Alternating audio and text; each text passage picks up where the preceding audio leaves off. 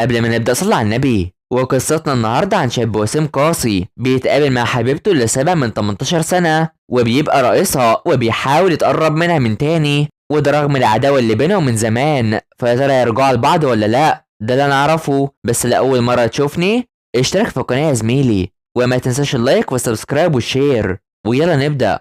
الجزء بيبدأ مع وقوع يون في البحيرة وسوكو اللي بيروح ينط فيه عشان ينقذها، وكونغ اللي لسه زي ما هو بس هنا هي بتطلع على طول، وبيكون سوك متبهدل جدا.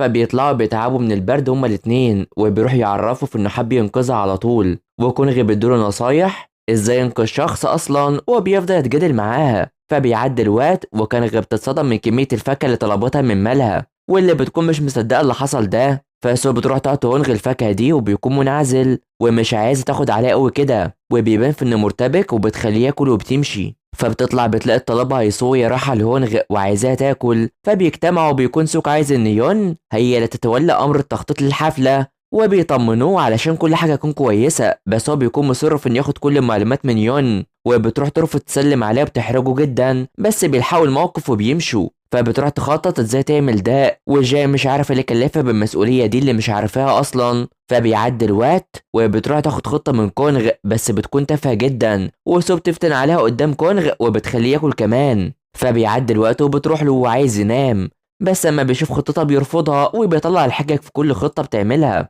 وبتكون متضايقه بشكل كبير وبيروح يشوف الاخبار عن انضمام الطلاب للمواهب دي، وبتلاقي في ان يمين ما انضمتش، وبتكون هتبكي بس كونغ بيجي وبياخدها بحجه ان في اجتماع، وبتعرف انه خرجها من الحزن اللي كانت هتكون فيه علشان حياه المدرسه دي غريبه، بما ان في اشخاص فاضيين على طول واشخاص مش بيفضوا خالص. وشايفه في انها لطيفه، بس هي بتكون مش شايفه ده، وبيحاول يحبها في نفسها، وبتشكره على المشروب ومش عايز يجزي في اي حاجه بعد كده. وبيجي لها رساله بتضايقها، وطبعا بتكون عارفين انها من سوك، وبتروح معاه ويا كونغ وبتخليه يمشي بما ان عنده حاجات لازم يعملها، بس بيصرف انه يروح معاها. وبالفعل بيمشوا هما التلاتة وبيجروا.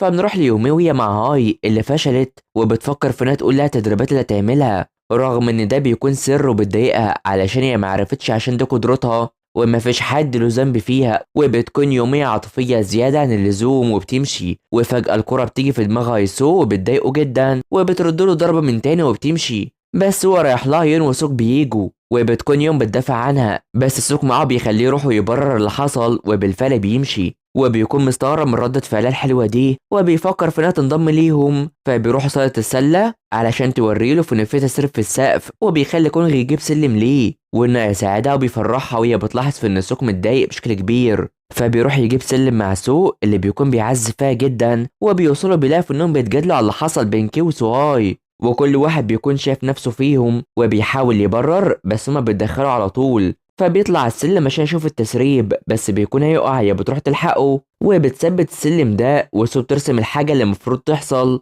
بس هو بيأكد في انه مش هيقع خالص عشان ده كان عامله في دبي اساسا. وتفضل يون تسخر منه وشايفة في ان لو وقع وحاول شخص انقاذه فيتأذى. ومن هنا الطلاب بييجوا وبيرموا الكرة في السلم وبيخليه يقع، والكل بيتصدم، بس هو بيعدل نفسه عشان ما يتصابش وهي كمان، وبياخدها في حضنه وبيتقلبوا فوق بعض وبيركزوا هما الاتنين، والكل بيشوف ده. وسو حاسه في انه يحصل بينهم حاجه. فبيعدي الوقت وبتشوف ان كونغ جعان، وبتعرض عليه في انه يجي البيت عشان ياكل، وبترفض ان سوك يروح معاهم، وبتخليه يقف مع سو وبيمشي على طول. فبيروح يشوف الازهار، بس ظهره بيكون وجعه جدا ومستني الاشجار دي تزهر، وبيحط لها ميه كمان عشان هو يتغلب عليها، وبيكون تعبان جدا من اللي حصل له ده وبيمشي. فجاي بيكون معجب بكونغ وبيضحكوا سوا، وبياكل من ايده، وجاي بيعجب جدا بالطعام ده، ويون كمان بتدوق الاكل ده بتعجب جدا بيه، وبياكلوا كلهم سوا. فبيروح يشرب وبيتصدم في ان الشرب ومغمش عليه، وده علشان كان نوع كويس، وبيروح يجري عشان يلحق اخر باص موجود، بس بيكون مفيش اي شخص، وبيقول كلام بيفكرها بزمان وان اللي حصل ده على السطح، وبتعرف ان هو الشخص اللي كان موجود معاهم زمان.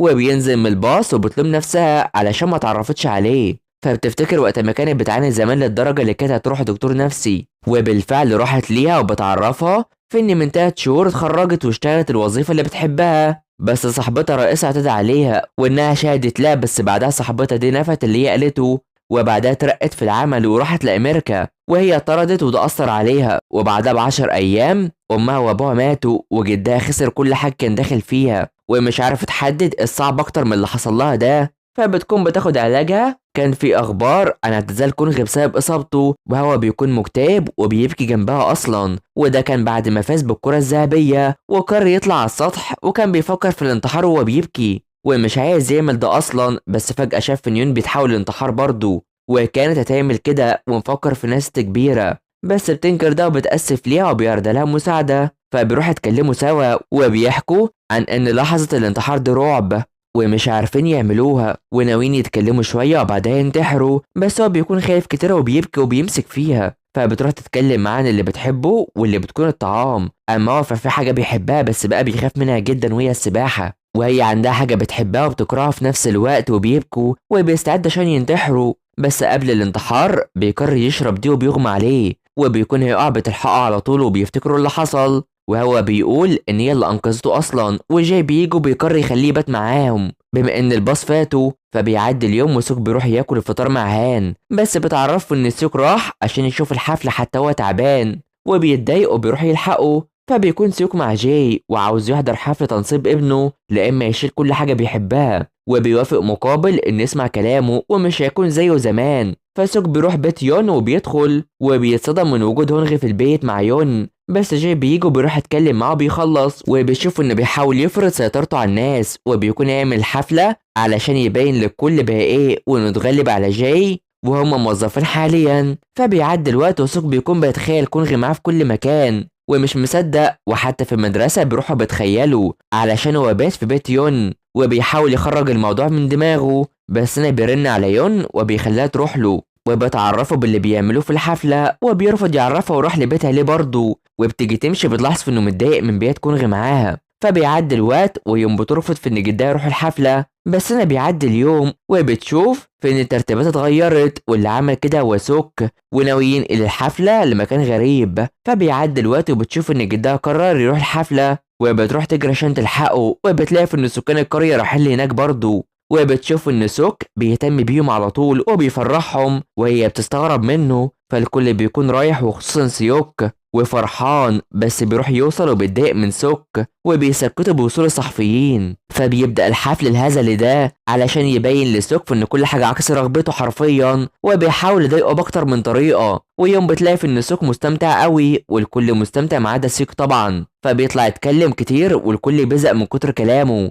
ولما بيجي يقدم سيوك الطلاب بيرفضوه عشان زهقوا وبيتراجع على طول، وكونغ بيخلص الحفلة وبيتبسطوا، وسوك بيفضل مش طايق حد خالص. فبيروح يتعشوا وبيتكلموا على ان يون وكونغ اتقابلوا من زمان، وسوك بيكون متضايق طبعا بس بيروح يشربوا معاه كتير لغايه ما بيتعب، وهي بتلاحظ ده، وكان وكونغ شايفين في انه بيفكر جدا علشان يمشي كل حاجه على مزاجه. فبيخلصوا بيكون سكران وكونغ بياخدوا يروحوا. فبنروح لسوك اللي بيكون شايف ان سوك مشي من البيت اصلا، بس انا بيكون راح مع كونغ عشان يفضل عند جاي، وبيصدم يوم جدا وكلهم بيتصدموا، بس سوك بيكون كان متابعها اصلا بعد كل الخسائر اللي حصلت لها دي، وكان مش قادر يقرب منها رغم انه خايف عليها جدا، وهو اللي انقذهم من الموت زمان وراح يهتم بيها، وده وهو بيبكي كتير. والجزء بيخلص على هنا، فما تنسوش اللايك والاشتراك في القناه وتفعيل الجرس يا حلوين علشان يوصلكوا الجزء الجاي. تابعونا، سلام.